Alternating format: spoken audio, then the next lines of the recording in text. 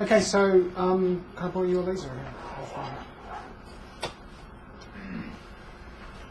So I drew that line on the chart yesterday. We went through it, and I took these two highs.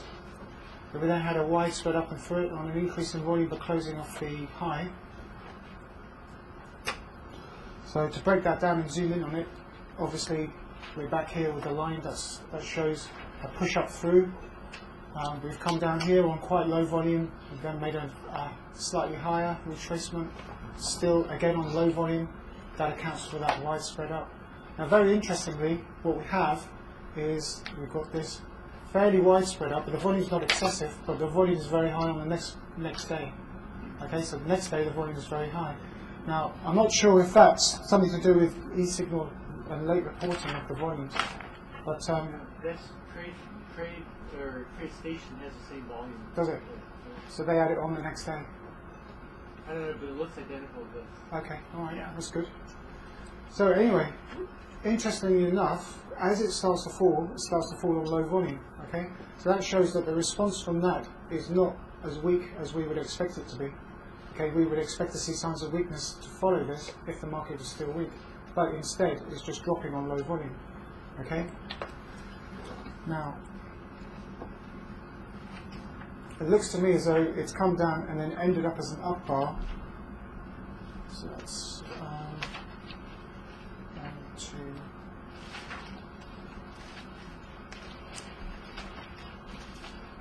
Because that's the higher volume. Yeah, that one. Yeah. So that's the high volume on that up bar. Can't quite see it from here.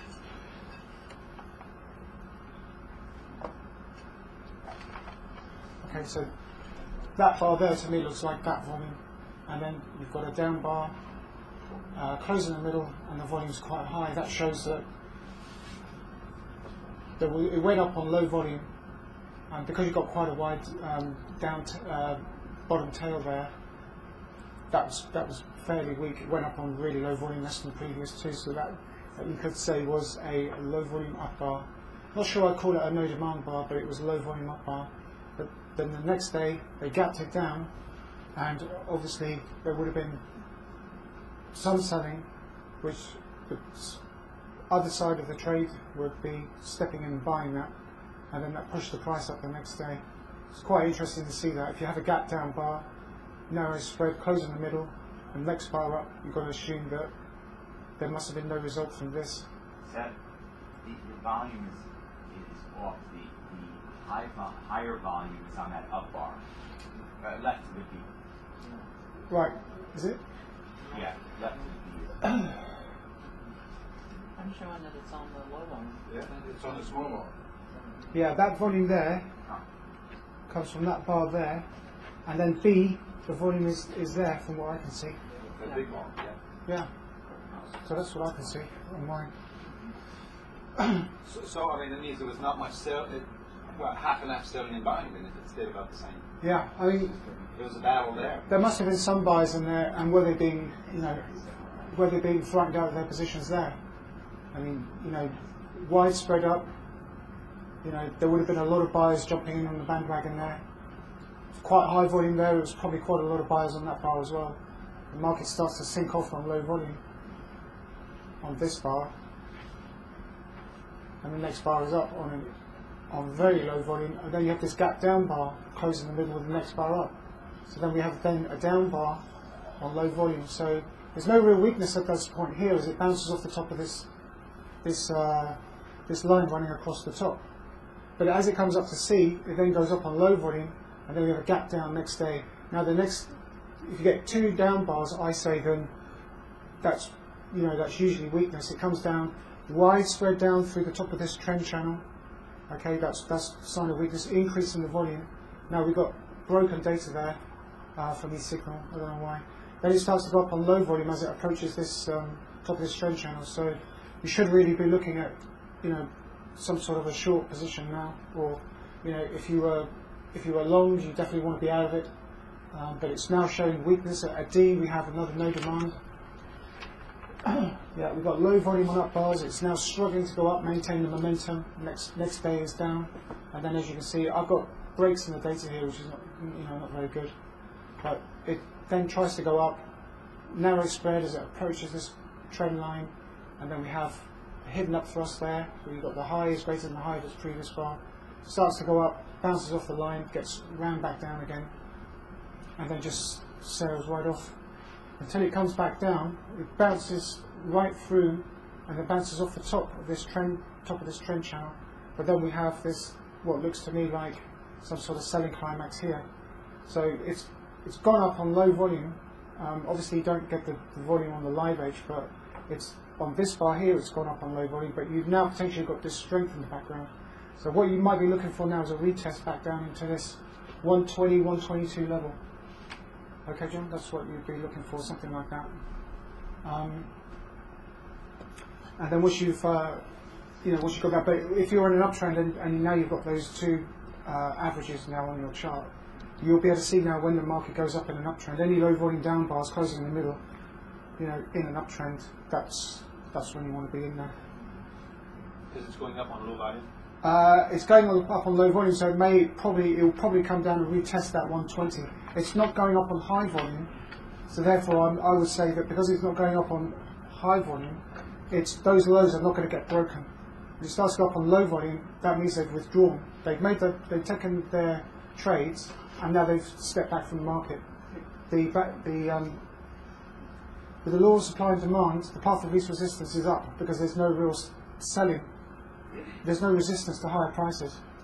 Okay, which means that because they've withdrawn, they would expect to mark the market back down to maybe the 120 level, just to retest this low back here at E, and then just make sure that all the selling has actually been flushed out of the market. Because they want to make sure the market's strong. They committed capital to that at E. They don't want to lose that money. They want to make sure that that capital is going to make a good return for them. So, and if that means that if the treasuries go up, then that probably means that the indexes will come off. Yeah. Supposing on this chart you had a little increase in volume on an up move. Yeah. And it went into the previous range to the left. That whole. At point E. No. In other words, it went up. It's where it is right now. Yeah. The next bar, let's say, we're up on increasing volume and let's say a slightly increasing spread. Right. And then following that, you had a low volume test bar. Yeah, that would be strength. Would you then go in long after that, or would you still expect to see testing down? No, because it'd be tested, but at higher prices. So the fact that you see increasing volume and then a test would tell you, okay, now they're ready to mark it up. That's right. It's ready for manipulation. Because they've done the work, they want to make sure that that's not going to come back to bite them. So they'll do that. That was taken Friday afternoon, so I don't quite know where that finished. We can probably have a look at that later. Right. But if it's strong, if it's genuinely strong, it will probably push through up and through the top of this trend channel, but it should test off the top of it. And then if it's really, it should go up over the next few weeks or months. So we could be looking at, going back up into this 130 level, possibly. I mean, that's quite a big shakeout down there, but they want to make sure that before they mark the prices up, that most of the floating supply has been taken out. They don't want people selling as they mark the market up. It's quite expensive. Okay, British pound futures daily. Okay, so this was taken Friday afternoon. Now, unfortunately, on the spot market, you don't get the spot markets this side. They don't give you the volume. I don't know why they don't do it. They do it intraday, but they don't do it. So, what I really like is that the index futures on CME, the British pound futures on CME, you can see that it's almost tick for tick, pip for pip. It's quite accurate. So you can see if you compare the. I'll just get rid of that. Sorry about that. So as you can see, you don't get the volume on the daily charts. You can look at the volume on the CME charts, and they are actually quite good. So, for example, that once you've got this down move here, and the market's started to test before it goes up, you look at the cash market; it's not quite so clear. But on the futures, it is a lot clearer. So if you want to compare the futures to the spot, then that may give you telltale signs that perhaps the cash market may not give you, and vice versa. But if you have the futures and you can't get the volume on a daily chart, you can always look at the futures contracts. I mean, that's pretty clear to me. I quite like that. You've got a down bar, you've got the closes quite close to the close of its previous bar, and it seems to be dropping on quite low volume. I think on this one there may be quite a bit of buying, then it's tested immediately, and then they mark it up. That's usually quite good. So it does appear that the pound now is probably topped out around about this level, 153, and is probably going to make a retracement, possibly back to the 145. Yeah. So we're still though in an uptrend. We're we are. hard to tell, but we're making higher lows. That's right. Here. Yeah. So would you reserve judgment a bit on this? Well, you've got a test in the background. You've got fairly widespread out. It's a bottom reversal followed by a test. Now, what was the result of that? It went up on low volume, and then yesterday, I don't know how that finished actually. This is another one we can have a look at. Now, if this closes below that, it could well top out. We've now managed to break this high, and it has been tested, but there's been no result. So you've got the effort, but the result has not followed through as it should have. Okay, so to clarify the principle, I've scratched my head over this for a long time, and I think your last bar is correct. The question I have is, here I see a test. There, that one. Here. Okay, so this is a test. Yeah. And this bar here is up on low volume. Yeah. Do I discount this because it's low volume? Or do I, here I'm waiting for the next bar. Yeah. Well, my next bar is strong up, but it's low volume. So that mitigates that, so to speak. So then am I looking for the next bar to help confirm what's going on? Yeah. Is that my The logic? fact that Friday's bar is down means that there's been a negative response to that test.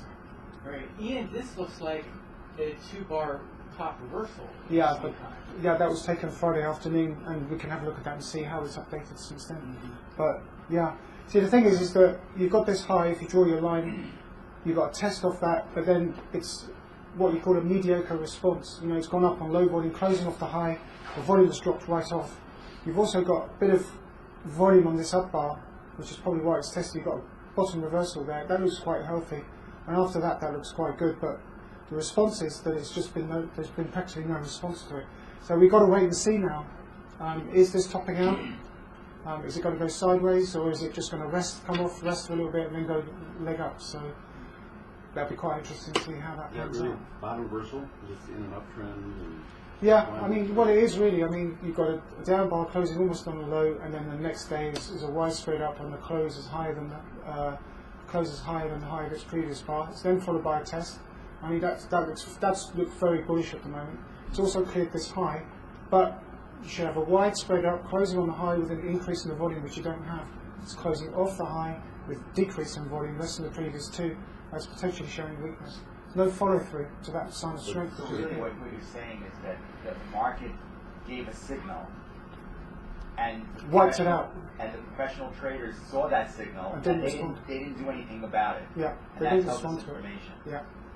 But you've got to, the story's not complete yet. You've got to wait for it to pan out.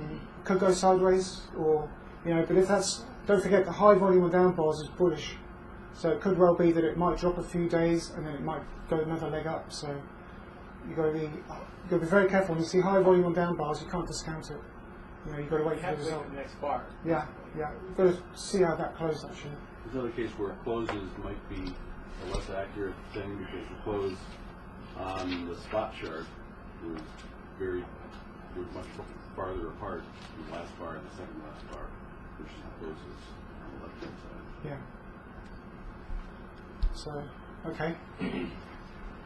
Okay, so here we have the volume on both. You can see that the futures volume is a lot less than the spot volume.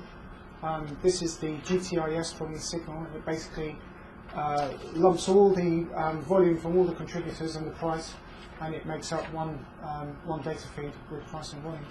And as you can see, that the futures has considerably less volume. But as you can see, it does actually follow it almost tick for tick. I think that's 150, 145, and that's 44. So it's within 1 pip. So here we have massive bottom reversal. Okay, now it's gone up on low volume, but then they pushed through it. So they did that. They must have stepped back. They withdrew support, and then they just stepped in on the third day and pushed it through. What's very interesting is that you have this top now, and you draw your line across there, and as you can see, it's starting to bounce off that. So it's actually starting to show support. As it comes down, it's got quite low volume there at point B. Okay, so because that bar is black, that's previous down bar close off the high, which is purple, and then you've got the level bar, which is quite bullish. Then you've got a down bar, which is what you might call an inside bar. You've got the low is equal to the low, and that's just the volume's just less than the previous bar. You've got a wide spread up. Now there would have been some resistance there. So what you're looking for now is down bars on low volume, which you now have. It's showing that there's no selling pressure there. So market then comes up to this old high in the background of point C, but then the volume increases, closing in the middle, next bar is down. Very interestingly enough, this is what you'll be looking for, okay? So you're looking for a low volume on an up bar at point D. It's not less than the previous two, but that's a very weak bar, okay? If you ever see that, you want to consider that as a possible short. So, you know, that's a very, very weak bar. As you can see, you've got two down bars from the high at point C. You've got increase in the volume, closing in the middle. Next bar is down. Okay, the next bar is down on low volume, but the next bar is a fairly widespread down, even though it's closed off the low. Slight increase in volume, but less than average.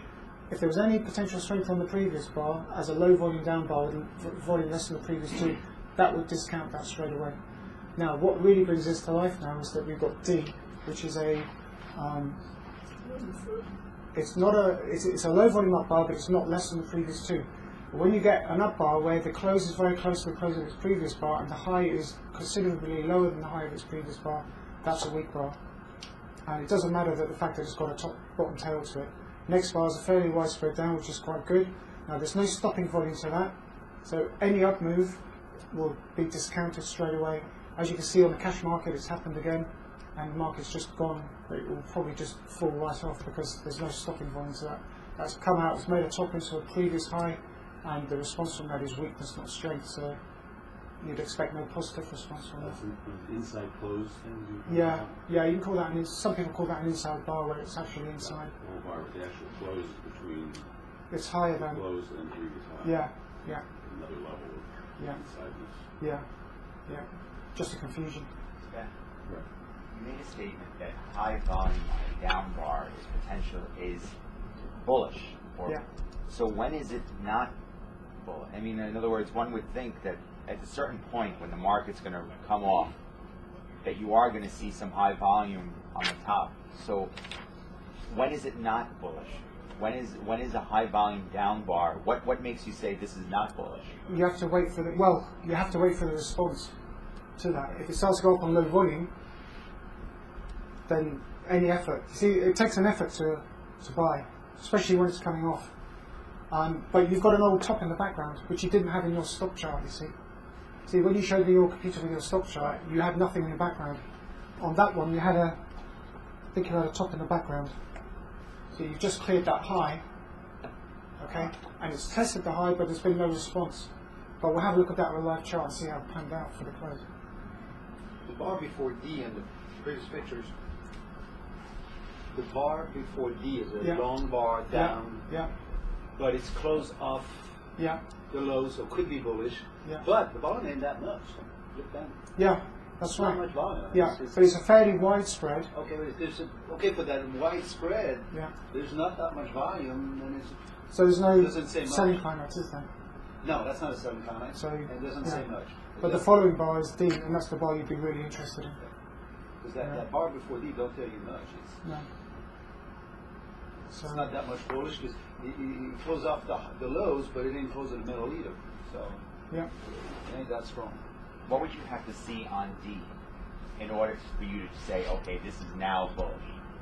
On D? well, D wouldn't be there if it were bullish. No, but what kind of bar would D have to be on the D? A down bar. not an up bar. It would have to be a down Down bar bar, yeah. on low volume. On low volume, yeah. Which, so that's the volume on it. So it's not less than the previous two, but it is an up bar. Yeah, you have to see that in the opposite. But you wouldn't expect to see a down bar like that after something like that. I mean, that's above average volume. It's not excessively high. Closed in the middle, next bar is down. Now, the next bar is down on volume less than the previous two, so you say, well, hang on a minute, I can't take a short there because it's potentially still, there's no negative response to that previous bar at the moment. So then the next bar is a fairly widespread down, even though it's closed off the low, it is an increase in the volume. So you've now got down bars with an increase in the volume, and you should now have up bars with a decrease in the volume after buy climax has taken place. You shouldn't, they're two separate parts to it. You shouldn't try and confuse the two together. So once you've got stopping volume, okay, that means that the professional traders have made an effort, and they retest that, and then you should see increasing volume on up bars with decreasing volume on down bars after the initial climax has taken place, right? But that's two separate entities, right? Because increasing volume on up bars shows that the professional traders are supporting it by buying it, by taking the offers, okay? And then when they let it rest and it comes down on low volume, that means that they're not selling into that down move. They're not pushing it down, pushing it down, pushing it down. They're not negative, they're positive, so they're not gonna sell into any down move. They're gonna withdraw, and then they'll push it back up again, and that's when the volume. Do you see what I mean? That's when the volume increases. So they'll pull it up, they'll buy, but when they'll take a rest, they'll let the market come down naturally. But if they see it coming down on low volume, that means there's no other professional sellers in there. They'll just start buying again. Because they have to do that. I mean, if you ride a bicycle, you might go for 5 miles. You might have to have a rest for a minute, get your energy back. But you might also wait and see what condition you're in to see whether you've got the energy to carry on. And if you don't feel like carrying on, you might try and take the bus back or phone up your parents or whatever and then get them to pick you up. Right? That's a sign of weakness. But if you feel, I feel great, I can do another 5 miles, you take your rest and you say, right, I'm re-energized and now I'll go for the next 5 miles. Do you see what I mean? And that's what basically happens there. They push it up, then they let it rest, see what the result is from the effort that they put in, and if they see that there's no negative result, then they'll carry on, push it up further. Once they've reached their objectives, then they might turn negative and close out their long positions and maybe start shorting. And that's why you wait for a bar like that. That's why this is not a weak bar in isolation. Okay? You have no idea. If you see bar C in isolation, you don't have any of these bars in the, all these bars that have appeared after bar C. If you're looking at live C and that's on the live edge, you can't say, well, that's a negative bar, because you don't know it yet. That's why you've got to wait for confirmation. You can't just go marching in. So that's why breakout trading and... Yeah, that's why a lot of people get caught out. Yeah. But no, not yet. Yeah, because a lot of people get caught out because they assume something and they go marching in, then they suddenly find, I mean, how many of you have shorted right at the bottom of a downtrend only for the market to go back up after you've done that? So it happens all the time. Actually, on this chart, there's a lot of stopping volume, A and previous to that. Yeah. And we really didn't see any kind of buying climax here. Well, there's a widespread down. This was probably oversold, and this is why you never ever short on an ultra wide spread down like that. You never short off it. See how high the volume is, John? Yeah. The next bar is up. That's likely to be oversold. Right. Never ever sell on that, okay? Because you can get stung pretty badly on that. Right. But my point is, at A and previous to that, there seems like there's a lot of stopping volume there. Yeah. But then I look at C. There's hardly any. Yeah, they're selling on C. Now that we see. You've got an old top in the background there. There'll be quite a lot of short sellers on the top of that. Yeah. So that's coming off, but is it a proper expectation to have the, this might come off a little bit more, but it's probably, wouldn't you expect to see more volume at the top of the chart? You would, but then the volume on the futures contracts is not as high as the volume on the cash market. So I think the cable only has about 98,000 contracts on average traded in a day, whereas the euro on CME is about 178,000. So it's obviously double the volume. So you wouldn't necessarily expect to see really high volume on the futures contracts. You probably would on the cash market, and as you can see, the volume is a bit higher there. It's about average. But again, it's not excessive. But again, you've got an old top in the background, and there's been a negative response to that. But it's point D that you're really interested in. It's the result of that. When I was talking high and low, I was talking relative to the volume we saw over at 1,300 and just after 1,400. Yeah, there is a lot, but there's also quite high volume on these up bars too. But that was a widespread up, and then it comes down on low volume, so that was bullish because of the result of B. If that was negative, then that would just sink right off and it would come back down to the lows again. But yeah, there was a fairly widespread down, take out stops. So that is, you could say that yes, that is initially a weak bar, but the next bar was up. You see, so if that was really that weak, why was the next bar up? There is still quite a high volume, so there's a lot of churning there. So it's whipsawing basically to catch stop losses, flush as many people out as possible. You want to look at C more, I think, how weak that bar is, you know what I'm saying? Because there's a lot of volume on it, it closed in the middle. Yeah. It's going to... It's a widespread as well. Yeah, and it's going to the old top. I don't see the rest of the chart. Yeah. But it's an incredibly weak bar. Yeah. But the volume is... It should really be like that, but it isn't.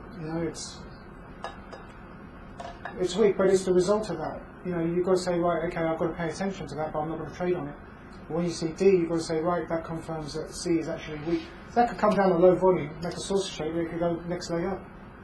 You don't know that's going to happen. That's why you've got to wait for the results. That's why it's so important that you don't go, marching in, but you just wait and wait and wait. And that's where the patience comes in. It can be quite frustrating.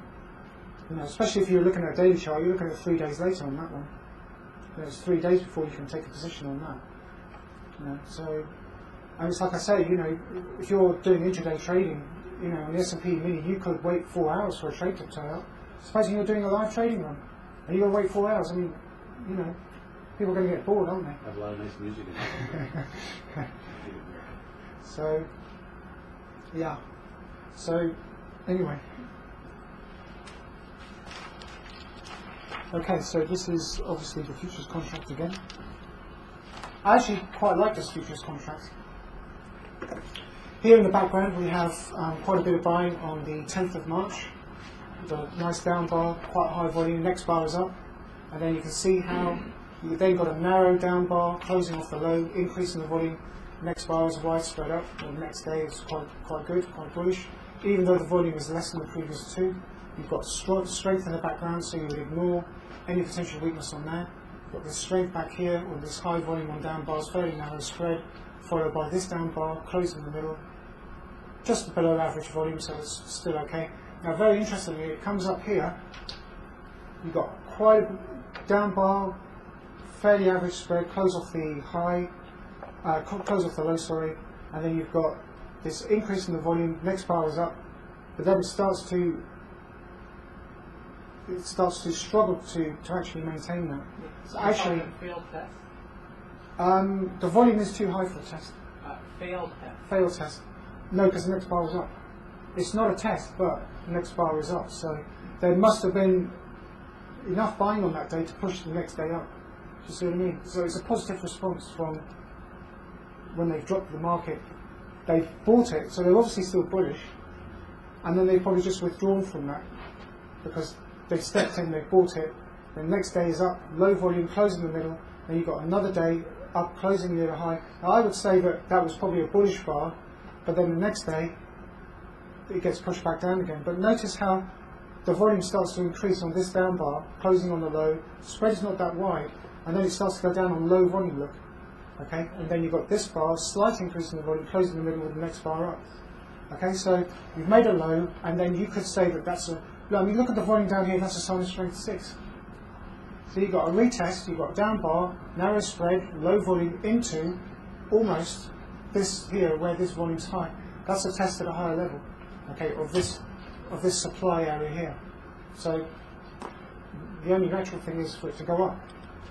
Now it starts to have a go at this top. It starts to show a little bit of weakness, but look, it starts to come down on low volume. Look, there's no real selling pressure there, and that's a down bar, narrow spread, closed in the middle. The volume's just about average. Now there is a little bit of supply on there as it this is a slight weak bar as it approaches this old top, and that is a hidden up thrust right there. So that is actually a sign of weakness there. Okay, you've actually got a hidden up thrust and you've got a top in the background. Okay, so that one there, that red bar there is a hidden up thrust. Okay, and you've got quite a bit of selling on the previous bar because it's an up bar, quite high volume, fairly narrow spread to average. But interestingly, it's immediately countermanded. Look, you've got this hidden up thrust, and look, market goes down and closes on the high. Okay, the volume's still around about average. So if you imagine two boxers in the ring, and one of them hits the other guy, he goes to the floor, he immediately gets back up. That boxer has to assume that his opponent is not as weak as he first thought, and that's what you've got to consider here. If you get a hidden up thrust and you get a down bar and then it closes back up off the lows, you've got to say, well, hang on a minute, that can't be that weak because why is it coming back up? Okay, and then the next bar is, I think, that's a down bar, narrow spread, closes in the middle, and the volume's still average, but then you get another down bar, and the volume's less than the previous two. That shows you there's no selling pressure. So therefore, there was initial weakness at this high, but the follow through, and that's why you don't go marching in going short on that, because the response to that is that it's not weak. Okay, that's why the market starts to go up. But very interestingly, it starts to then go up on low volume as it approaches the top of this up thrust, and then it comes back off again. So there is enough supply there to knock it back down again. But then you've got two down bars on low volume, you see, so it can be very frustrating. But this is what trading is all about. You know, it's about understanding that the balance of supply and demand. Now, very interestingly, you've got low volume on that down bar, and then you've got an increase in volume on that bar. I'd say that bar was quite weak. Now, but look at the response to that weak bar in the background. Okay, it's a down bar, close off the low. Again, the volume is about the same. It's above average. The next bar is up. Okay. Now, interestingly enough, we've got an up day. Okay, so there must have been enough buying on that previous bar, closing off the low, push the next day up. But there's an increase in the volumes. Okay, so you've now got an up day with an increase in the volume, closing near the high, and then look, you've got a down bar. And the next bar comes off. Yeah. So that could be a potential weakness. And look, that's extreme volume on that. On that up bar. Yeah, but the next few bars are going down on low volume. Look, I mean that one's down on volume less than the previous two. That one's down on less volume than the previous two, and that one shows the down bar closing off the low with an increase in the volume. So you've got a test, and then you've got a test, and the market just goes right up. So it is actually still in an uptrend. And the two bars where the arrow is, the bar before that, That one. it's immediately reversed by the other bar Yeah. in a two-bar reversal. Yeah, that's right. So you've got a bottom reversal there with an increase in the volume on the up bar, but then it's tested immediately. So they can see that, you can see that the market doesn't like high volume on up bars, but then they've tested it straight away. So that tells you if you get high volume on up bar and it's tested straight away, you can't assume that's weakness. You can't assume that weakness. And look at that low. You've got low, higher low, you've got a higher low, and then you've got a lower low, but that low is greater than that low. So you draw your low, and your high, and you've got an uptrend. Okay, so it's still in that uptrend. Okay, so I think the bottom of that trend is going to be around 147.50. So you still got quite a long way to go before you hit the bottom of that trend channel. So it is still in an uptrend, and it's tried to break through the high, and it's tested it, but it does appear that the market suddenly may have possibly become weak depending on where that closes. I'm not quite sure where that is yet. But it's a down bar on quite high volume. Yeah, the last bar could be strong. We'll have to have a look at that and see how it closes out. It's all right at $1.50 on the pound too. The first time it tried to break through was right at $1.50. Right. Which is a big number for the pound. Yeah. Did you see the close on Friday? Excuse me, what you were talking about See there, the close. what John just said about that, if you just take that one bar in isolation, you would think, oh, high volume up bar, that's weakness, but you can't because you really have to look at that whole little family of bars together. Yeah. And as you can see, trade card is even giving you an indicator. But it's tested straight away, and that would tell you if that bar was weak, then why is it being tested? Because the market can't be that weak, can it? The close, I have the close here, and the close is almost exactly where you have the close. So you can pretty much assume this is the close of the day. This last bar Right. Have you looked at it on your? Yeah. And have you looked at it on the daily chart? Yes. And where is the close on that? Is it roughly Almost where? It's almost exactly where you have it here. Oh, okay. So just assume this is correct. The volume is about exact where it is. So you have a good chart here. Now the very interesting thing on the live of the end is that the low is still just about higher than the low of its previous bar. We'll have to wait to see what happens on Monday. It's going to be very interesting. But we've got a down bar closing off the low, quite high volume. Monday should be an up day. Alright, but it could be up on low volume, so you've got to be real careful. Two possible scenarios. Should be an up day, but it could also be up on low volume, which could be. Why would it have to be? I mean, maybe we're starting down now, and not quite. I'm sorry. Not quite. We've broken this high. It's got tested there. Look, you've got a bottom reversal there. It's been tested, but then you've got no response from that test. That should be a widespread up closing on the high, increasing the volume, not an up bar. So that bar is weaker one. Because the potentially. last one may not necessarily be strong because maybe it's the beginning of the. But it hasn't happened yet. It hasn't started yet. Yes. But usually I find that if you've got down bars on quite high volume, especially if they're closing off the low, you've got to be real careful about assuming that's weakness. Because you've got a bottom reversal plus a test in the background. But the problem is there's been no response because this bar is a low volume up bar closing off the high. Volume's less than the previous two. Right? But you do have quite high volume on this up bar. So that's a weak, second from the right, that's a weak bar, just plain and simple. There's no response from that test on the previous bar. It's gone up, it's gone up on low volume. That should be an increase in the volume, widespread up closing on the high. It hasn't happened. It takes a lot of volume to stop pound. That's a 15 pip movement pound. It takes a lot of volume to stop that. Not always, but yeah. You see, it's interesting how you've got quite high volume on a fairly average spread. Increasing the volume, it's tested, but then the next day just peters out. What I would say on the right edge, and correct me if I'm saying something wrong, my logic would be like this. There's pretty high volume there. Yeah. And for that effort, it couldn't even take out the low of the previous day. Yeah.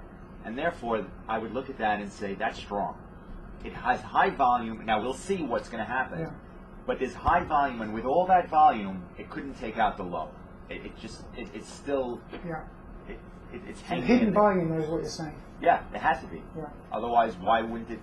With all that volume, that's a pretty high bar if you look across. Yeah. Well, yeah, but Monday should be an update. Okay, so this is Japanese yen, this is the futures contract. Okay, now this looks bullish to me. I've drawn two lows and I've drawn a high, obviously, and I think it was right up to that line almost.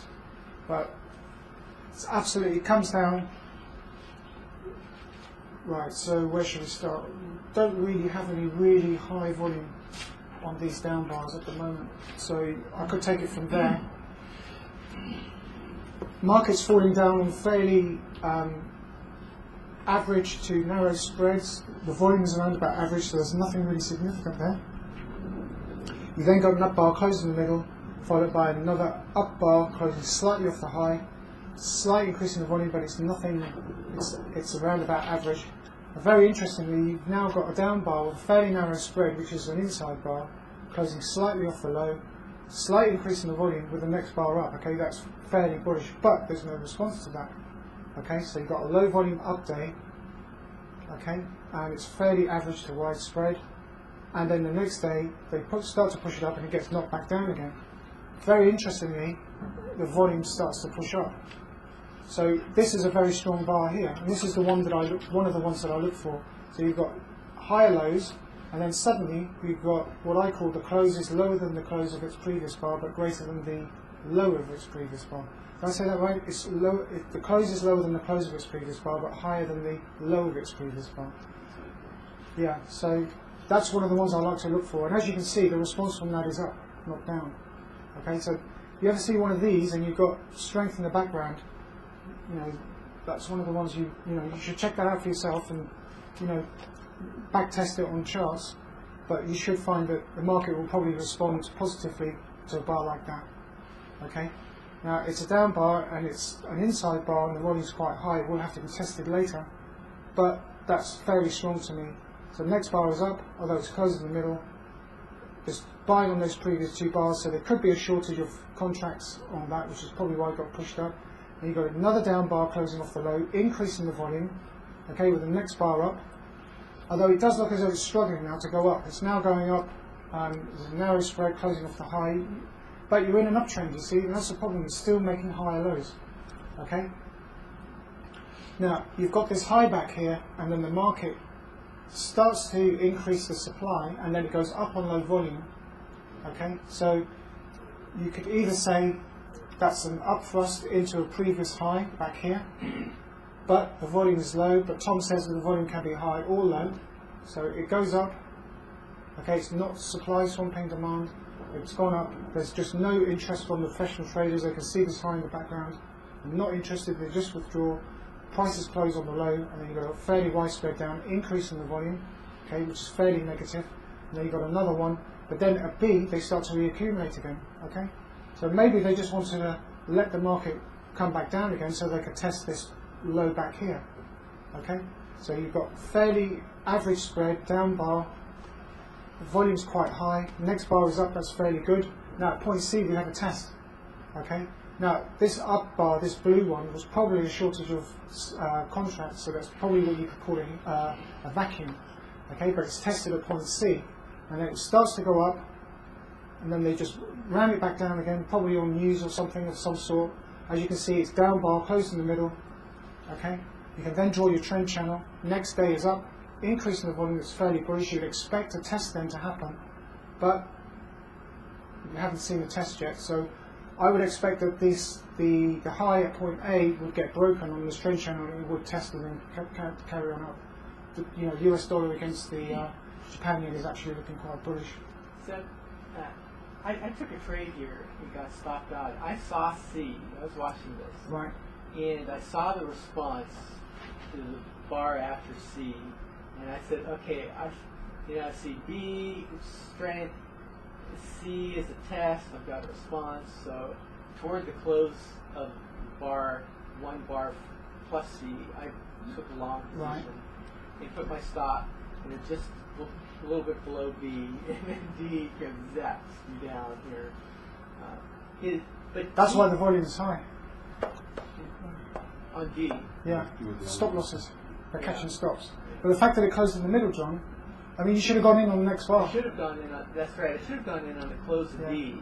You can see how devious they are there. Yeah. They don't want you to be in there. They've seen the test, they've seen the strength of point B, they've seen the test, and D is a stop loss catching maneuver. If you flip that upside down, that would be an up thrust.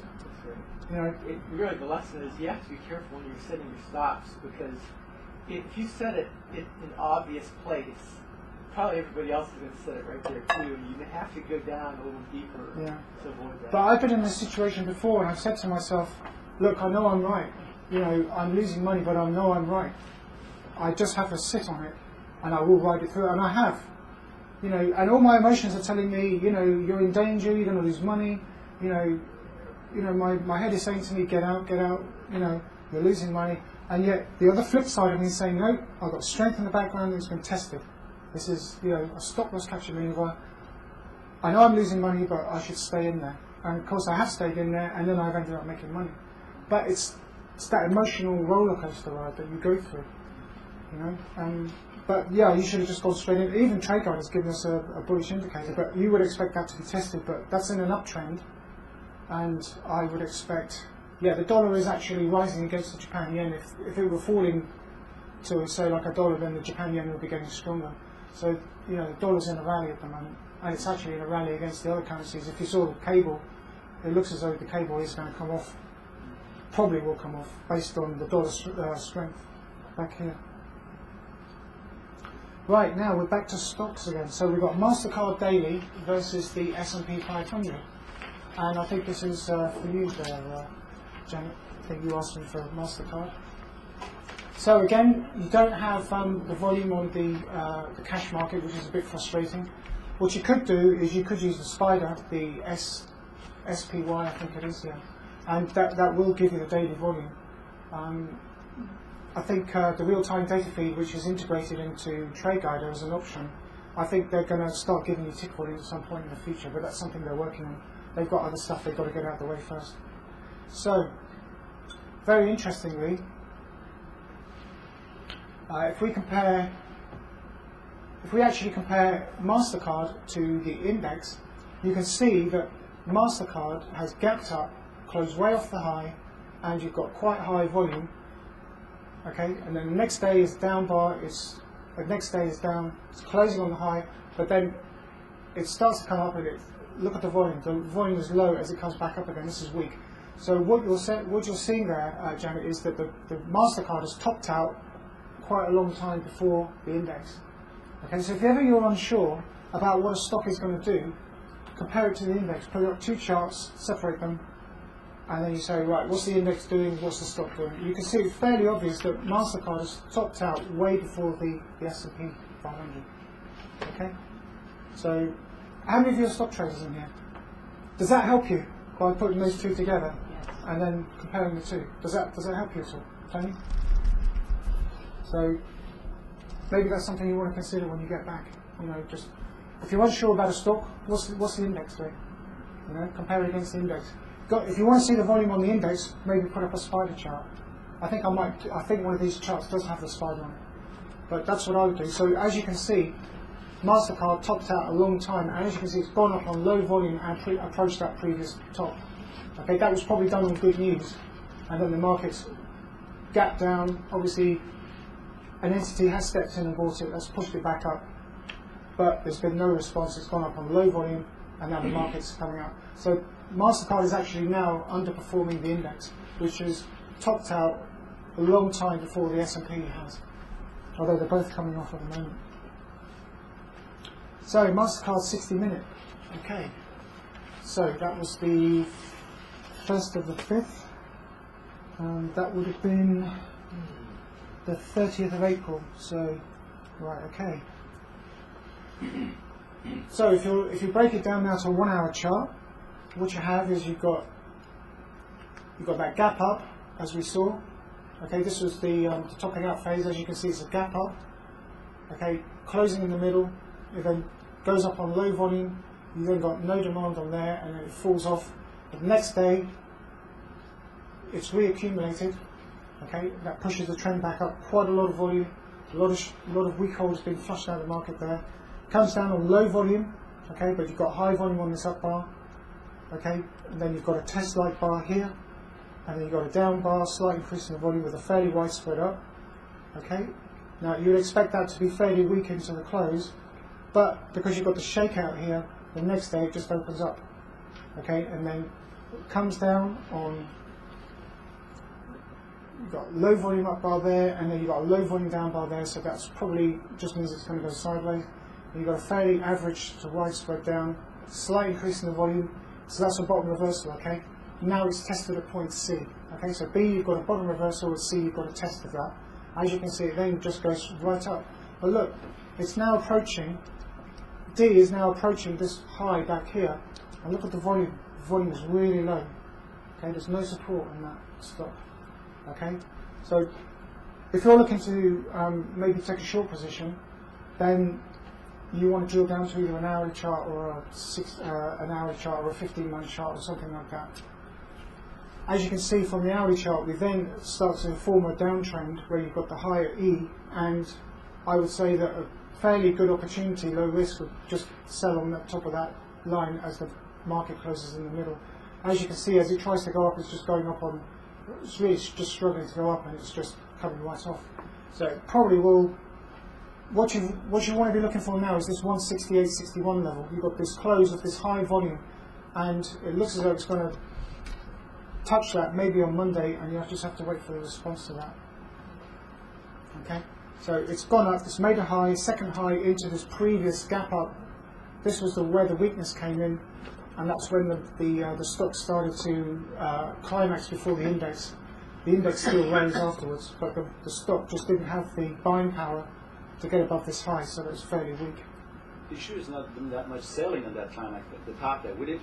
I mean, about it. We didn't have a buying climax. That's right. Top there. That's we didn't right. see that. That's right. But if you look at the response here, okay, it went up. It went up on. I mean, the volume isn't even really not even that high. But it's just gapped up to bring in buyers. maybe there just weren't enough buyers to sell into. You know, I mean, you can only sell as much stock as you've got buying orders coming into They the don't want to market. sell it low. Yeah. They want to make money. Yeah. So all the buyers that came in here are now being flushed out here. Perhaps there just wasn't a big enough market to just, you know, push it all out. But I would imagine that was some sort of good news there, maybe an earnings result or something like that. So they reaccumulated it here, but the response was they just didn't go up, and now it's just coming back down again. So overall, that stock is weak. But it will be very interesting to see how it responds to that close, and that will probably be Monday or Tuesday or something like that. I had taken a long position on that third bar after A, and This one? set my stop. I set my stop right underneath it. But we were actually in a class, and Brad was in that class that day.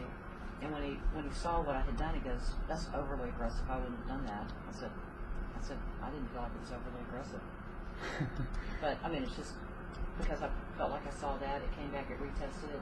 Yeah, it came down on low volume. Came down on low volume, retested it, and I set my stop underneath there, and then I felt fine with it. But you know, still, you know, as somebody that's obviously nowhere near the experience of Brad, when you hear somebody like that say, you start second guessing yourself a little bit. And so that was one. No, of the Dave, you've got to, when you're trading your own account, you cannot listen to anybody else. Yeah. You've got to just say, right, Well, I stayed in it because I felt strongly about it. yeah, well, you did the right thing. But the trouble is that Brad could have psychologically Derailed. flushed you out of that good trade. Yeah. That's why you can't listen to anybody else. Right. That's why when you're out there, you've got to be solitary. Was he saying that because the up bar following the test was on lower volume? I'm not sure what. You know, I know he has his own. The next bar his was own very criteria. strong. I'm not sure why. That one? Yeah, because it's up on low volume. How can you say it's not strong? What's that? Yeah, that's trend. But the next one, The response. the next one is up, so it's a response. Then the first red bar after the big one is down on low volume. Yeah. Then the next one is up, but it ain't much volume to it. Well, then you have a test light bar here, then you have a down bar, close is lower than the close of its previous bar, and the volume is very low, so the next bar is all fairly widespread up. I mean, that was a risky trade as far as I was concerned, but you were in the ballpark there, Janet, for sure. But that one probably would have got me excited, and probably that one as well. That's probably, if I were trading the stock, that's where I would have got in. That one there, point C. Got a bottom reversal at point B, and then you got a test at point C. That's really, in ideal conditions, that's what you're looking for. But you don't have that back here. If you're saying it's a risky trade, and Brad was saying it's a risky trade, and I would have done just the same thing you did. It seems like. I wouldn't have said don't do it. I would have just said, No, I understand. you know, just Why is it risky? I Well, guess. Janet, what was your thinking? Yeah. I mean, why did you go in on that bar? That's Because it was a low volume, because I had seen the high volume, the Yeah. shakeout, so to It's speak, like the the classic. shakeout. But what's the shakeout volume on that bar, Janet? was high. Up bar closed in the middle, quite high volume, and then the next bar is a fairly widespread down, closing with the close lower than the low of its previous bar. That was weakness. That could have ticked down and taken out that low. Yeah. That could have worked out as a negative trade. That's why I say try and wait for an uptrend if you can, and then when you start to see down bars, see, my chart would have given me arrows on that, and that's when I would have gone in. And from what you've said now, and from what we've learned this I'm not weekend- saying what you did was wrong. Right. I'm just no. saying that it was Well, a and bit I more had a real risky. tight, and I had a real tight stop. Yeah. I mean, I entered and my stop was right underneath Right. where I got in. So Right. if I was wrong, then it was going to take me out. But I wasn't going to lose hardly anything. So I set a real tight stop on it. Yeah. But from what you said yesterday, where you see the principal, so the principal was at A, and then you wait for the response to the principal. That's right. And so really, we didn't really see the response to the principal until you get up to about C. Is that correct? That's right. Okay. But yeah, now the interesting scenario is: are we going to have a retest on low volume into this? Right. Okay, so that's what we're And looking then for. we'll see. We'll wait for that now. Tony? Janet, did you look at a 15-minute chart when you saw that sinus trend? No. You didn't, okay. I was in between. That second bar, the blue bar, the blue bar after 8. That one? Yeah, I mean it's got a lot of volume. It's up on high volume, which shows that there is a lot of supply there. And that's a fairly widespread down closing, slightly off the low. But you see, the problem for me is that the close is lower than the low of its previous bar, which is quite high volume. Yeah, you've got the shakeout, but then it goes up on quite high volume. It shows there's a lot of supply that's going to have to be taken out. So I would have expected a retest back here somewhere. But it didn't. I'm sorry. Did you enter on the red bar after A? Yes. I might have entered on the blue bar after your red bar. That one. Yeah. at the close there, then you see a bottom reversal. I think that's super strong. But Yeah.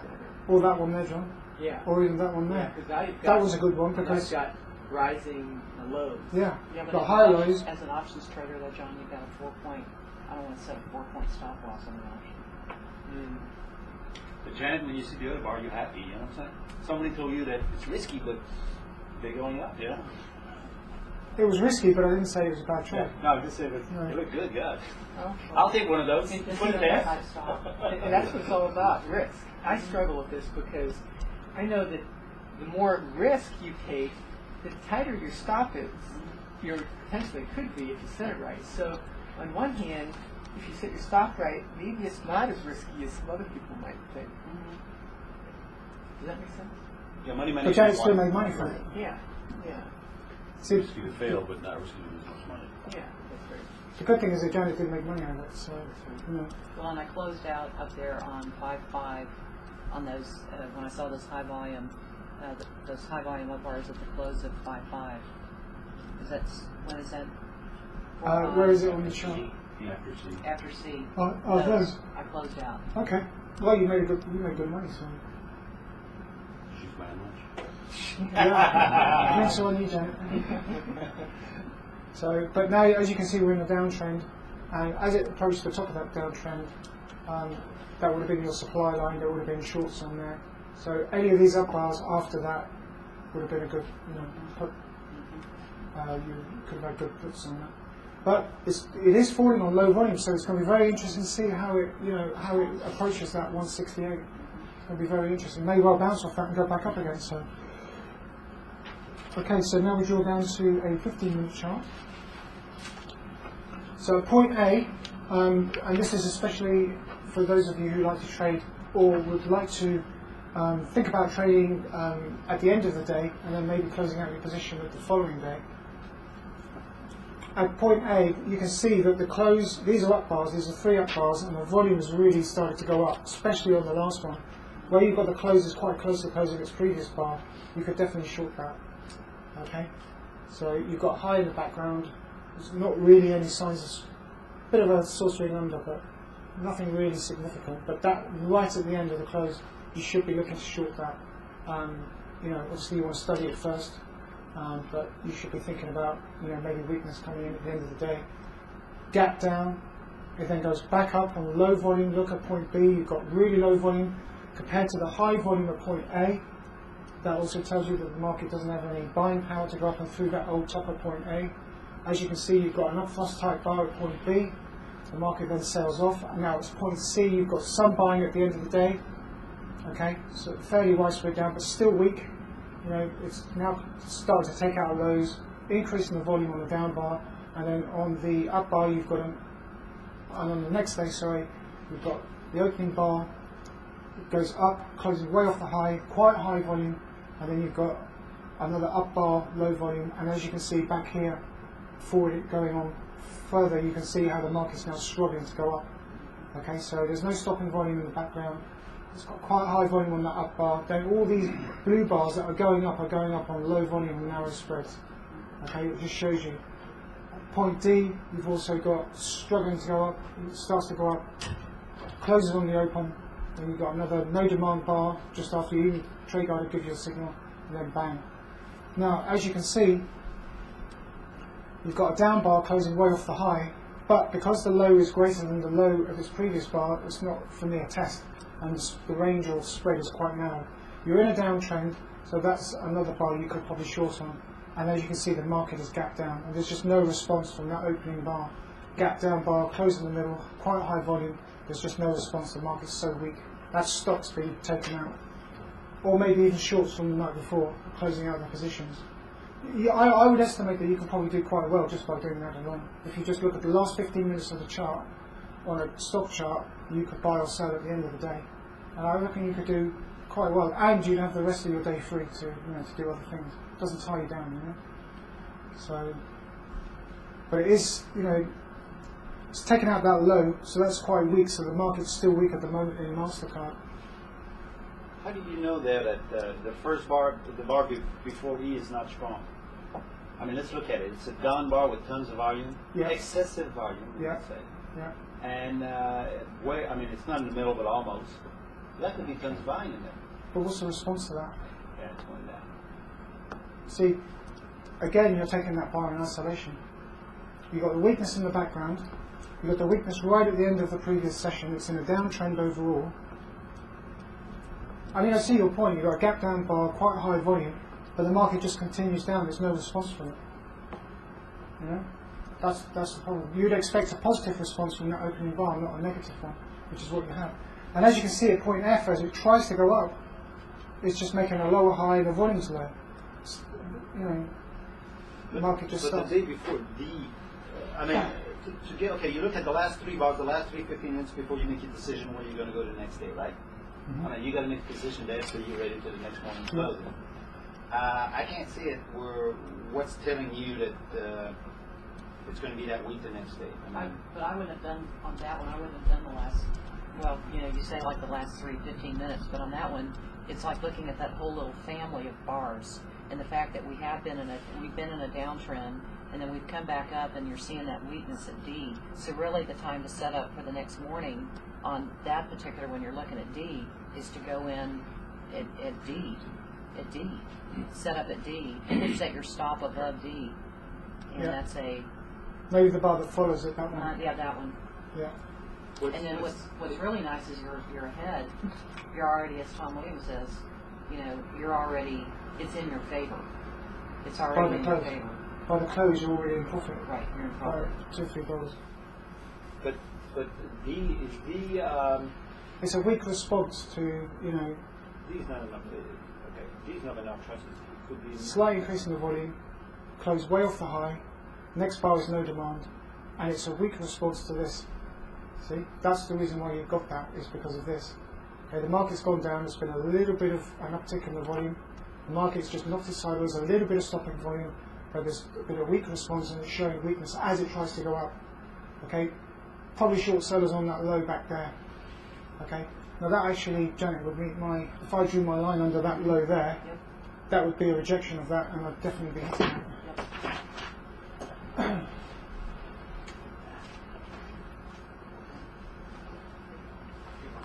Towards at point D, from the sign of strength in the background, the immediate background. At point D, aren't you still in a minor uptrend? The lows are. Yeah, but there's no stopping volume or shakeout, is there? There's no transfer from weak holders to strong holders. There isn't all the way on the red bars there. No, that's not enough to stop the market. It's nothing. It's some, but it's not enough. And as you can see, it just drifts up, and then when you start to get up bars closing off the highs, closing on the lows, that shows you that it's just no response. It's just, you know, it's just no response to it whatsoever. Explain to him why D is not enough for us. Because here, John, you've got this up thrust has this weakness here in the background, but there's not an old top there. It's just sloped all the way down. Okay, so that is a sign of weakness, but it's not really enough thrust because there's no top. Do you have to have a top in the background? Do you just have to Ideally, yeah. Ideally. Yeah. That's why B is a good up thrust, because you've got the weakness at point A, whereas it's just sloping right off. It's just a weak response to this. There is some stopping volume here, but that's just a weak response to that. That's all. In the last, before E, you know, the last real bar of that day, is it not? No, it's a down bar. It's a down bar, but the volume's quite high. Okay, but because you're making lower highs and you've got the weakness at point D, there's going to be no positive. There can't be any positive response. The volume's far too high. It's showing supplies there. There's too much supply on that down bar, closing off the low with the weakness in the background. That would have to be tested the next day, and it isn't. This gap down. That's weak, right? This shows that there is supply there. Okay, even though it's closed off the low, it does show that there's a lot of supply in the market there. You cannot say that's a strong bar in its own right. It has to be tested. The next day is a gap down, but because of the weakness at point D, you'd have to assume that there was supply on that bar. So to be strong, it has to be tested. Yeah, it'd have to be shake out next day, and then the market would have to rise. Okay, so now this is the MasterCard on a 15-minute against the Spider on a 15-minute.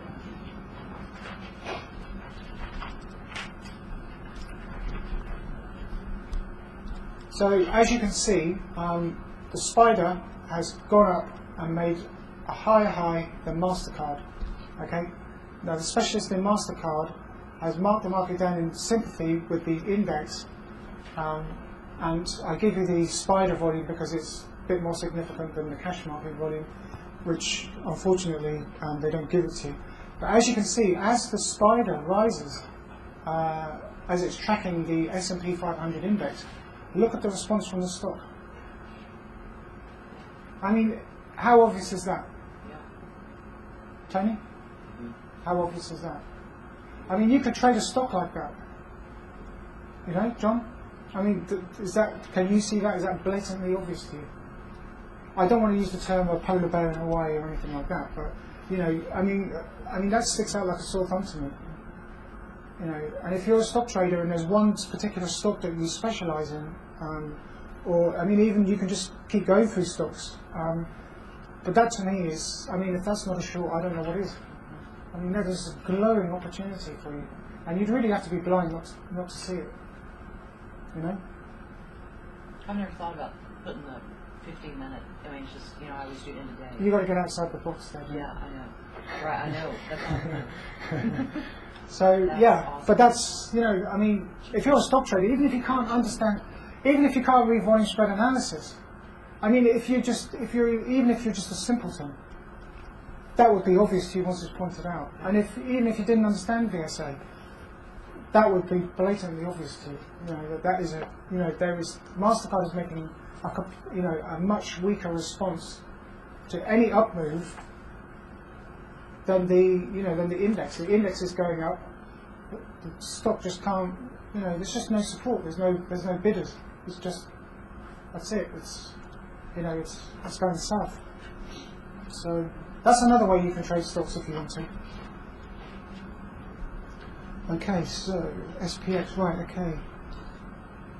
Again, I think this is the same chart, but with the S&P cash market.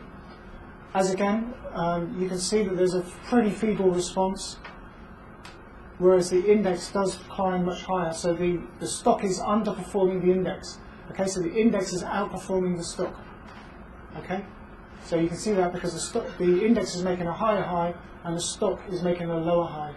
Okay, it's, you know, the response is just not there. I mean, it's fairly obvious anyway. You can see that, but that's another interesting concept for you. Okay, so I don't really want to. We've got 15 minutes to go.